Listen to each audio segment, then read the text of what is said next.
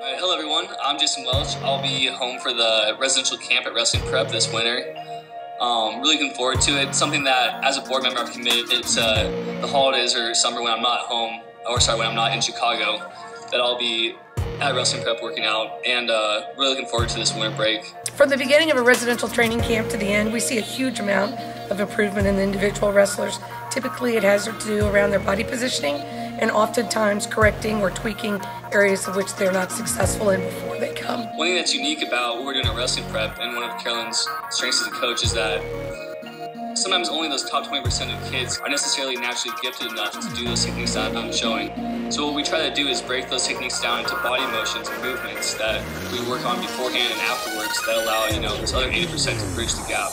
The systematic body leveraging that we implement while the kids are at camp works across a broad level of technique and a broad level of training that most of the wrestlers already have. Normally they get a lot better at what they already do, and then we add on systematically what will work for them, and that correlates to their body type and their body positioning and how they currently compete.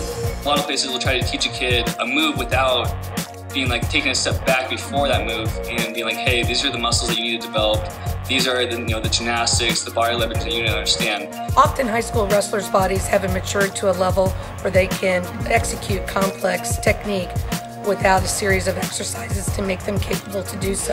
That's one of Carolyn's biggest strengths as a coach, is being able to break down those movements into smaller movements and the most basic body exercises. I think that way, when I teach a really complex move, they're able to actually do that move. One thing that's very compelling about camp is that high school wrestlers are going to be training and learning and developing with high-level college wrestlers that are here training at the same time.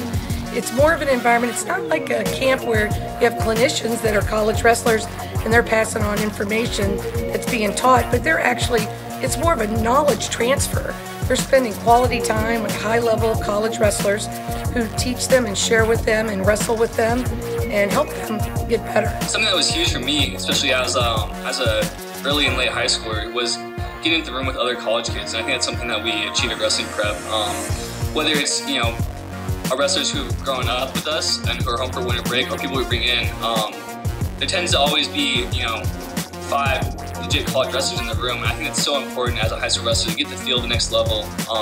And that's another way that you can start bridging that gap between high school and college before you're even there. So there's no need to wait to get to that college room to, now I need to get to the next level. We can do that beforehand in the summers, over winter break, etc. We are definitely connecting the community between the novice wrestler and the higher elite wrestler, making them feel like they're part of one whole unit and that they're moving forward together. It's a great experience for everybody. The elite wrestler feels like they're contributing and giving back, and the novice wrestler are learning they're just the same types of individuals in developing the work ethic and in some cases the technique of the college level wrestlers. When you're 17 years old, it's hard to really realize that next level, how big the country is with all the different colleges and stuff, and having these kids come back and getting to work out with them and become friends with them is just huge for your progress. Not only are these novice wrestlers getting to watch the elite guys, but they're actually getting to put their hands on it. They have a feeling, they understand what they go through, how they train, they see the intensity, and they get to be a part of it. They feel like they're a part of it, and it makes them more confident and more successful when they leave residential training camp. I think we're one of the few wrestling organizations that focus on being open to everyone rather than just a certain age group or level, and also focusing on extracurriculars like school, SAT scores, that we're really trying to build a well-rounded community who understands the sport, each other, and grow together. A unique aspect of residential training is that while the student athletes are here, they can participate in SAT and ACT training. We started this program a year ago, and then this past summer we had over 50 kids participate, and the average increase in SAT score has been about 200 points. Which is very, very important. So while they're here, not only are they training, but they're learning academics. That's something they opt to do. If you can get the wrestling training and the SAT course at the same time, I think that's killing 2 birds with 1 stone.